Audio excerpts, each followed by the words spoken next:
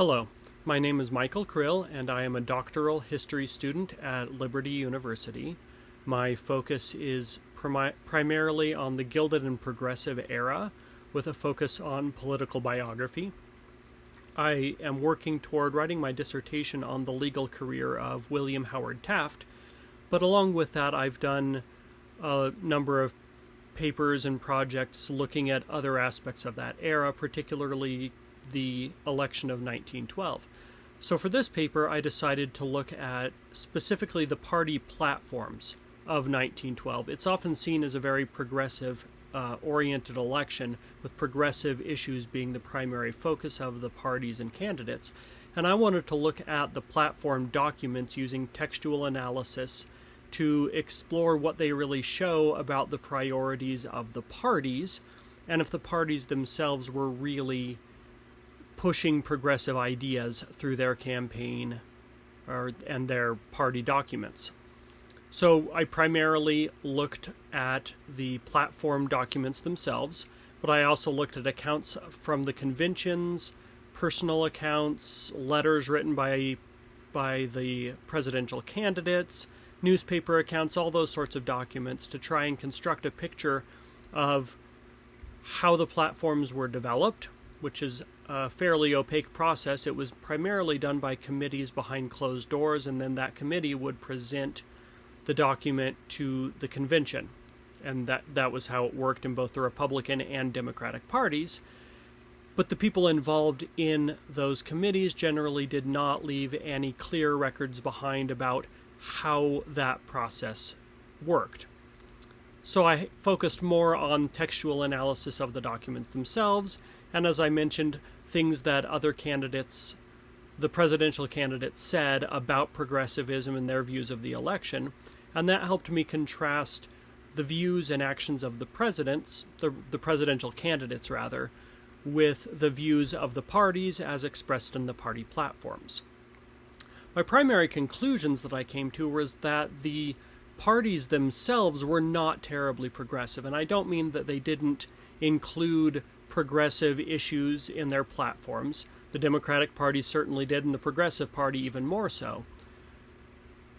But they did so in a very cautious way, only saying just enough to appease their constituency, but not enough to risk losing votes that they normally had in their general election patterns. And what I found is again, it's not that they did not address those issues, but their statements are very carefully worded and are short on serious answers. The progressive platform, for example, might talk about social welfare or about changing antitrust laws, but the platform puts forward very few solutions as to how they would actually do those things. The Republican Party tended to, in their platform, take kind of a defensive stance, saying, we've already done good things in power under McKinley, Roosevelt, and Taft, let us keep doing those same things. And yeah, there's still some things that need work, like the antitrust laws that were being discussed a lot in that time. But the Republican Party basically said, well, we'll make some incremental changes to that. The Democratic Party said, well, we need to do a little bit more than incremental changes, but they didn't really lay out a clear plan. And I think that's because they thought it was a little bit risky, but also if you think about the context of a platform that the entire party is going to need to approve, the tendency is to not get too crazy with that platform. The delegates from each state nominated one of their members to be on the platform committee, and then that committee came back with a platform. In the Democrat convention, it was passed unanimously. There was no dissent. It was just passed. So there was no real controversy over what it contained among the Democrat Party. It wasn't trying to push those issues further. It was just saying, here's what we already all agree on, what our constituency agrees on, and that's good enough.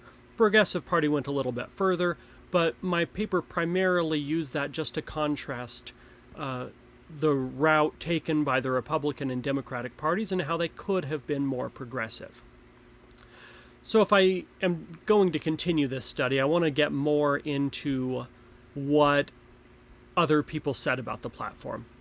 I didn't have enough time to really thoroughly investigate that, so that part of the paper is a little bit thin, and I think that would be an interesting thing to pursue to really understand how the public viewed the stances of the political parties. You can look at electoral results, and that tells you some things, but I think that also was more driven by presidential candidates who individually, both Roosevelt and Wilson, were able to push for more aggressive progressive policies than what their parties advocated.